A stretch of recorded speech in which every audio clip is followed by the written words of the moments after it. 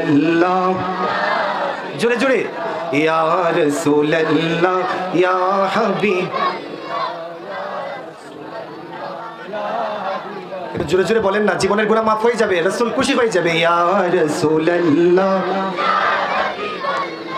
ইয়া রাসূলুল্লাহ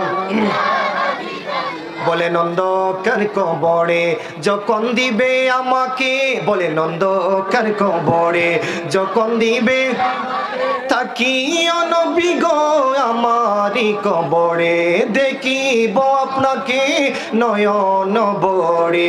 ইয়া রাসূলুল্লাহ জোরে জোরে ইয়া রাসূলুল্লাহ বলেন মুনকার নাকির আসিয়া সওয়াল করবে বর্ষায়া, বলেন মুনকার নাকির আসিয়া